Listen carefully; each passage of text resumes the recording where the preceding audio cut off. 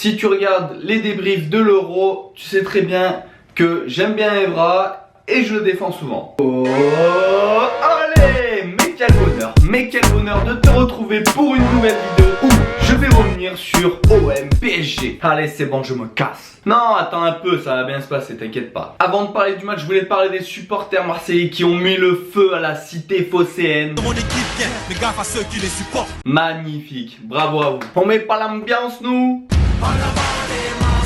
En tout cas, c'est sur le terrain que ça se passe, hein. Bien sûr, c'est le match qu'on ne veut pas rater. Revenons sur les compositions d'équipe d'abord, avec l'absence de Di Maria et de Draxler côté Paris Saint-Germain, remplacé par Lucas et Pastore. Ah, le retour de Pastore, enfin. En début de match, les Marseillais ont voulu mettre un gros pressing et à la 6e minute de jeu, but de Marquinhos.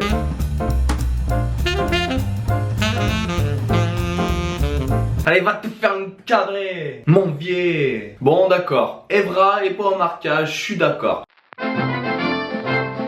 Si tu regardes les débriefs de l'Euro, tu sais très bien que j'aime bien Evra et je le défends souvent. Là, malheureusement, j'ai rien à dire sur lui. Il s'est fait bouffer tout le match par Lucas.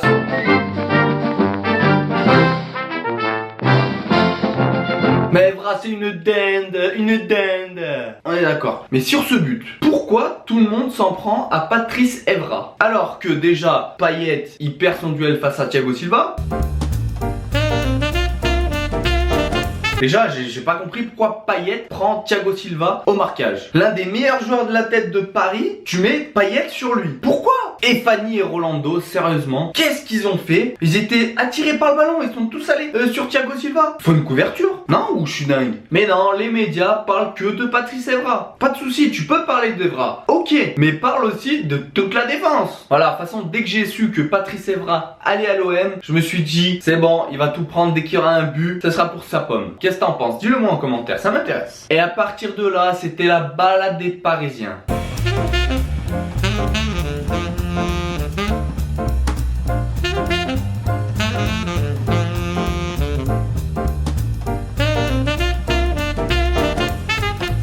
Et à souligner sur le deuxième but, la magnifique passe de Pastore.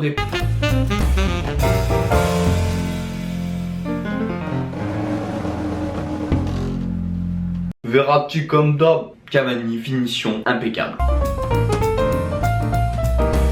Cavani. Au milieu de terrain, Rabiot, Verratti, Matuidi ont été très costauds. C'était beaucoup trop facile pour les Parisiens de rentrer dans la surface.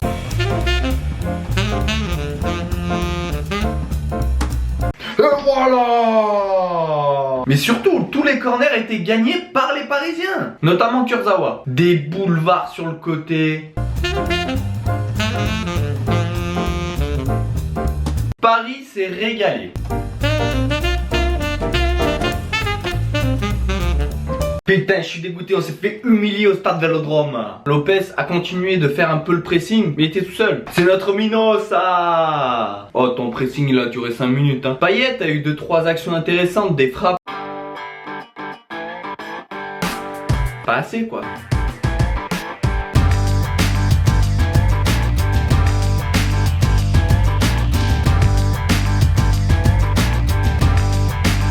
Vainqueur a essayé de combler les trous. Mais Rolando, tu fais quoi?